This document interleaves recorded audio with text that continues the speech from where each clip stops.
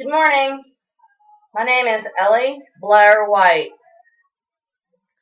We're just in the middle of a story of how I have had many attempts on my life and all of my property and belongings taken away from me because some rich nerd decided that my farm, my cute little family farm, was the best commercial property in the Midwest, and he wanted to not only take that property, but destroy me so that I would not be able to bring you this story today. And yes, for those of you who have watched my videos know that all of my clothes, underwear, high heels, everything I have was taken from me in an attempt to demoralize, destroy, and take from me my very ability to even earn income whatsoever. I went from being married to the #2 vascular surgeon in the world who had a base income of $150,000 a month plus 10 other things on top, and I never used or took a penny of his money. I earned my own income, paid my own bills, and took and invested prior to meeting him $40 every other week and turned it into 39 properties and $128 million. And for this, they want to squash my knowledge, my mind, and my being able to tell you what happened. So yes, I had a garage sale last weekend selling the last of my clothes, hence this outfit, in order to try to stay warm because this is the 7th year that they have prevented me from being able to earn an income so that I can pay my own heat bill in these snowy mountains of Big Bear, California. Now, yesterday when I got home, the temperature had already dropped to 20 degrees in my house. And I don't think that I deserve to die because David H. Wilderness Wasserman Schultz stole my family's farm, used it in $3.3 million payoff to Hillary Clinton to put his sister in seat as the DNC chairperson, and that she would be our new Secretary of State if HC got elected. Okay? I worked my butt off my whole life, 22 hours a day, 6 days a week, supporting a double degree, 2 or 3 jobs at once on top of each other, back to back, taking care of the kids, 2 kids, getting them homeschooled, taking care of miscellaneous pets of up to, 35 bulls and a matching number of cows and a matching number of babies and pigs and geese and ducks and turkeys and a lamb, and a couple of snakes, as a reward to my child for being so ultra responsible, and that I particularly liked them. But they were definitely had their own personalities, which I never realized prior to getting one. But I'm doing all this and then traveling 3 cities a day with my husband to put on teaching seminars all over the world to import aortic stents, and we did all the FDA initial 10 years of research before the FDA approval process started, and we're working with doctors Ted Dietrich and Frank Veith and Tom Fogarty and Takeo Oki of various university and presidential hospitals and things across the world. So I've been in most basically European and northern countries, none in Africa, but in the process of doing these teaching seminars for 500 to 5,000 surgeons at once. I can walk down the streets of Peru, Colombia, Paris, Monaco, and people will say, "Oh, Ellie, how you doing?" And it's like 2:30, 4:30 in the morning, and I'm trying to get 4 minutes alone in a park, 500 yards off the beaten sidewalk. So this is to introduce, I guess, myself to you that, I'm more than happy to run for a presidential candidate. I'm the imperfect candidate for an imperfect world. Yes, I work in a bar as part of those hours every day to help support my 2 little kids, rather than, going and hanging out on welfare or something. I took responsibility for my own life and I never, ever, ever sold my body for sex or took drugs. No smoking, no alcohol, no anything like that in my life. I'm absolutely and completely celibate since my husband has left, except for one brief dating period where the person wanted me to move in and live with them, and I won't do what's against, the moral laws that we should be abiding by. So I'm happy to say that I've made my own existence, but I have now 100 professional individuals fighting against me, trying to destroy me, trying to make me just die by freezing to death in a house so they can disclaim responsibility for my murder after leaving me text messages saying that they are going to murder me. Okay, we fled from Wisconsin amidst Anderson yelling in front of a judge in a courtroom, tell her we're going to kill her and tell her we're going to put her in jail if she ever comes back here. Okay, so we decided to leave. It's summertime, and I do a lot of buffalo and bear tracking, things that normal girls do every spring in the Wyoming and Montana and Idaho area. So we went there. And after 4 days of having blowouts in tires because the wheels look new, but they'd been sitting on a vehicle for years, and they'd been sitting in the shop wall for years before that, so they had remarkable brand new tread, were absolutely putridly old, and we had 4 blowouts in 4 hours, and it was a very, very tiring 4 days to arrive in Wyoming.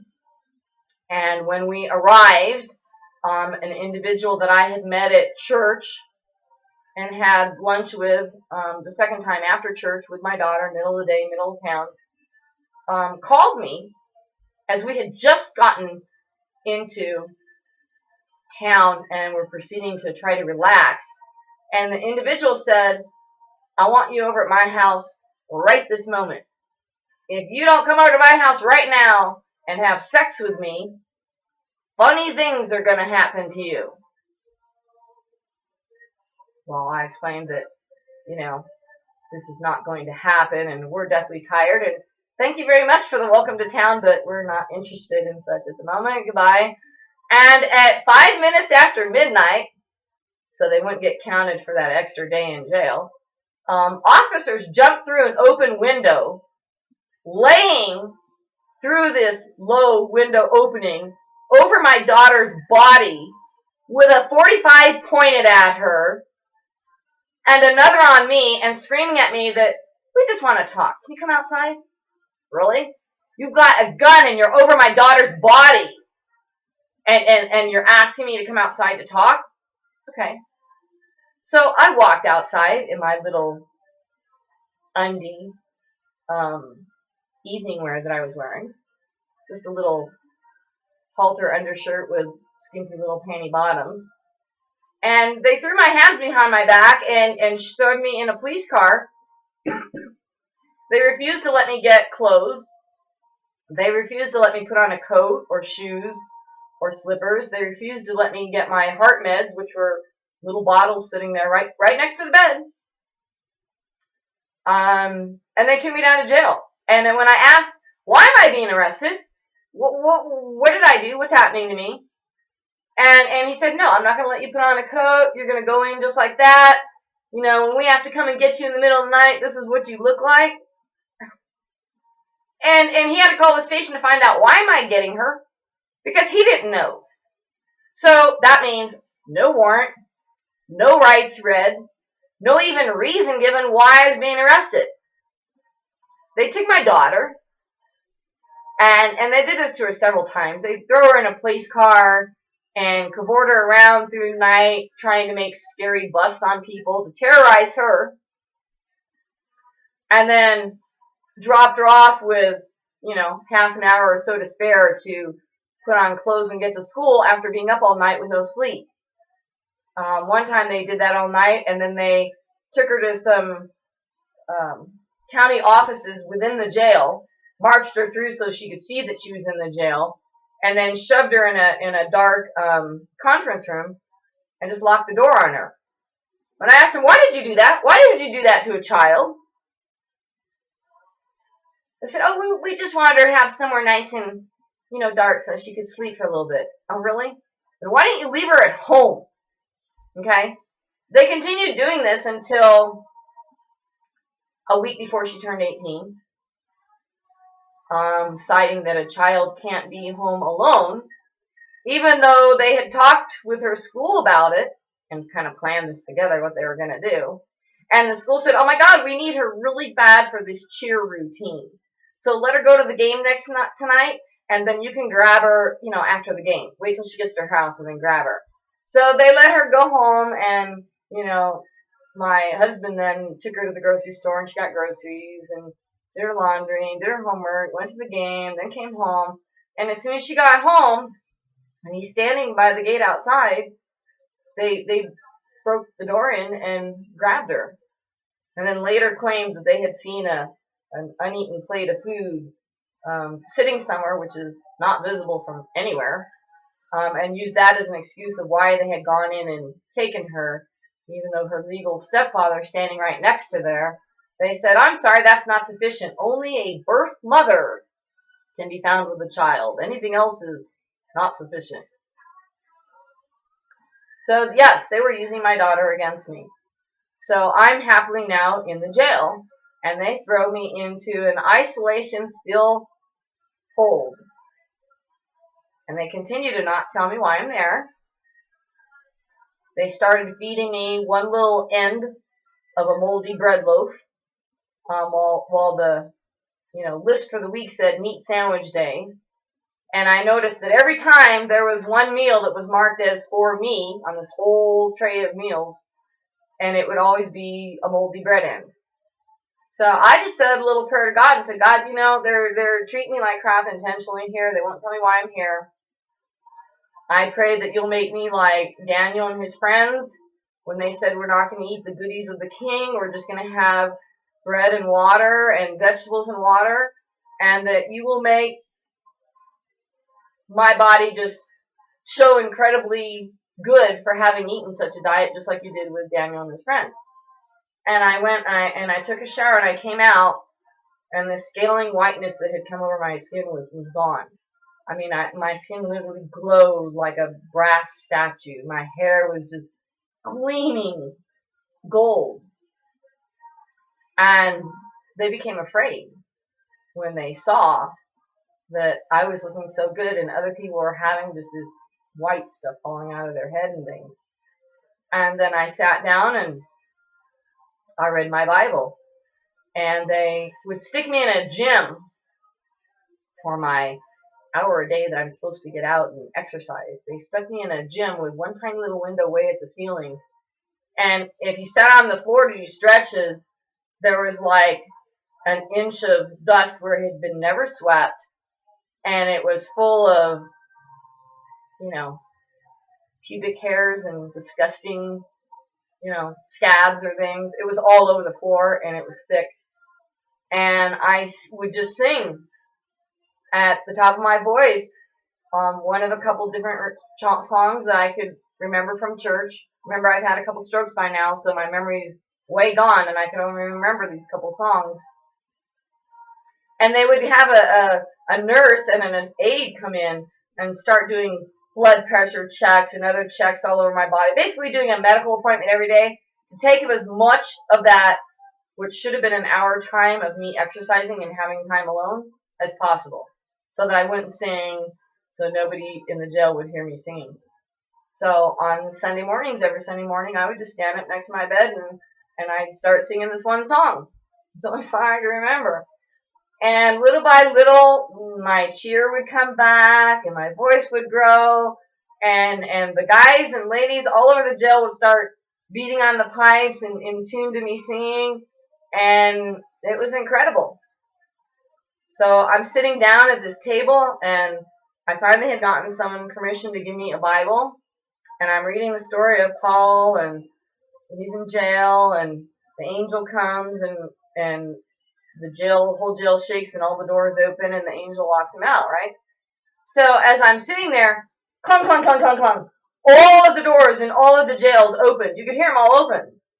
So I stood up and closed my Bible, stood there with my Bible in my hand, and I stood by the door, and I prayed. I said, God, I don't want to get in trouble for escaping or get shot or additional charges or anything like that. So I'm just going to stay here and wait until you have the angel come and walk me out, you know. And the son of the head jailer comes running in, and he was completely convulsively shaking, and he was screaming at me, "Stop doing that! Stop doing that!" They blamed me for God opening all the doors in all the ladies' and men's jails twice. And after the second time, I went back into my cell and I laid down, and God said, "Pray." And I prayed, and He said, "I want you to pray specifically for what you want." And I'm like, "Well, I want out of here." He goes, "No, you need to learn to pray specifically." So I prayed, "Okay, I want in 1 hour somebody to call me and say I'm getting out of jail." And before I was done praying, they came over the intercom and said I had a phone call. And I walked into the hall and I picked up the phone, and they said the judge is going to release you tomorrow. And they basically said that they were scared, that they knew that I was a woman of God and that I hadn't done anything wrong, and that if they didn't release me, they were afraid that God was going to cover the entire half of the state with lava to punish them for holding me wrongfully. And so the next morning they let me out, and I got my daughter, and we went and had a nice dinner, and then we left. We drove to go back to the rest of the way to California. We just decided we need to leave here, and we got in our car and went back to California. And we got here and discovered that a man had promised that he would feed both of our snakes 1 mouse a month, for the couple months we were to be gone. And he had basically helped somebody else steal them and give them to a dealer that was going to sell them. And she had sold them to a local camp.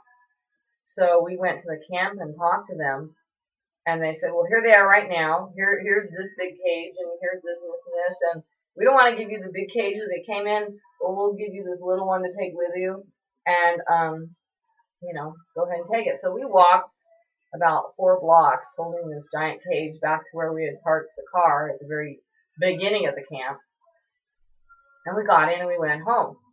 And then 7 hours later, there was this horrible banging and screeching and screaming, like our whole windows in the whole house was going to just come crashing through. It was just insane. Somebody was going to break down the walls. And so we called the police department dispatch, and the lady said, "Well, the officer that you're saying this is has not responded to any phone calls. He's been off the radar totally for 4 hours. We can't reach him on the phone. We can't reach him on anything." And I could hear her talking on his shoulder speaker to him. I could hear his 2 phones, personal and business, ringing and ringing and ringing, and he wouldn't answer them. And we said, "Nuts to this, we're calling 911. So please listen to our next tape, and we'll tell you what happened when this officer came to kill me and my daughter. Thank you so much. Please write me at buffalostudy@yahoo.com or paypal.me/buffalostudy@yahoo.com.